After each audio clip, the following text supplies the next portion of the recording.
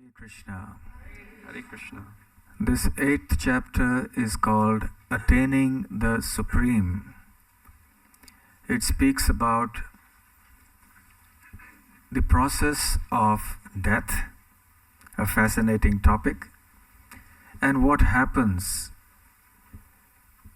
in our next life depends on how we leave our body or we die in this life.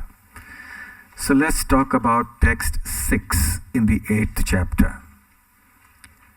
Krishna says, Yam yam vapi smaran bhavam kyajatyante kalevaram tam tamevaiti kaunteya sada tad bhava bhavitaha. He says, according to the state of consciousness one develops, or the nature of one's thought process at the time of one's departure from this world, one will attain that state in the next life. So this is an inviolable law of nature. This is not simply a religion. It's a science Prabhupada used to take pains to point out. Whether one is a so-called Hindu, a so-called Muslim, so-called Christian, whether one is a British or American, Indian, Japanese, whatever one may be, rich or poor or anything, one is subject to these laws of nature. The laws of nature are cold, harsh, and without emotion. The laws of nature do not spare a small child who may touch the fire. The fire doesn't think, oh, it's only a poor innocent child, so I should not burn this child's finger. The fire will burn. So the laws of nature will act inexorably, unavoidably for everyone. So the kind of images that float through our consciousness as we are on the verge of death, those are the images we will attain to in our next life. So thoughts determine form. The kind of thoughts we have, the state of our consciousness will determine where we are going to end up in the next life, what form we will take. Such a subtle law of nature. So how important it is for us to create a proper consciousness at death so that we may have a proper destination afterwards, so that we may have an appropriate life in the next birth. Srila Prabhupada explains that human life is all a matter of preparing for the next life. People generally prepare for the future. The student is preparing for a future after studies at university, wants a good job and so on. The businessman invests in clients, spends time with them, entertains them in the hope that he will get some contracts for his business.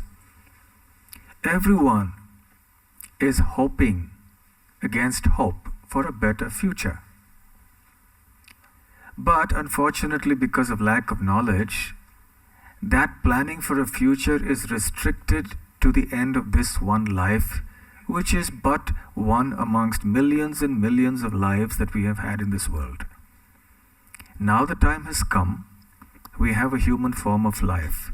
We can actually drive our destiny. We can take control of the steering wheel of our life, so to speak,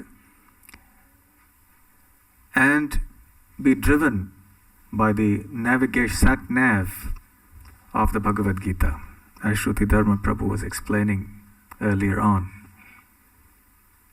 So that according to the lifestyle that we lead, so will our thoughts be determined, and depending on the thoughts that we have cultivated throughout our life, our habits, our activities, our thoughts, this will also determine our state of consciousness at death. I met one person many years ago, and he was hearing this discussion, this series of verses from the Bhagavad Gita, and he had a concern. And he came up afterwards and said he was a new person, not much exposed to Krishna consciousness.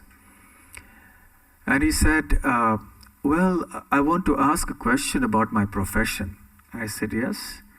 He said, I'm a primatologist. So I said, what is that? I didn't know what a primatologist was.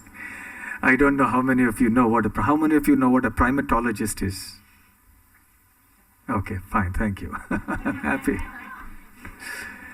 A primatologist is one who studies primates, apes, like a gorilla, chimpanzee, and so on. He was a zoologist who must have specialized in primatology. So he was concerned after hearing this verse.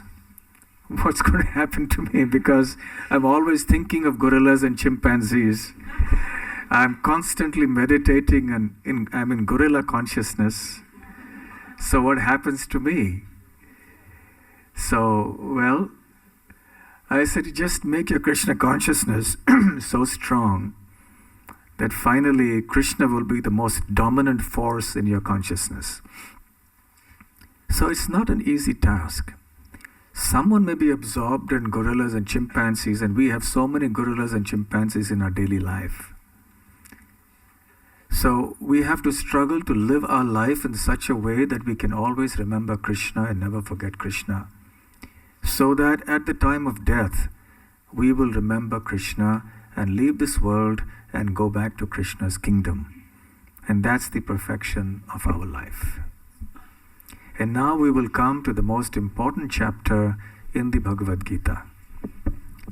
The central chapter of the central section of the Bhagavad Gita, chapter 9.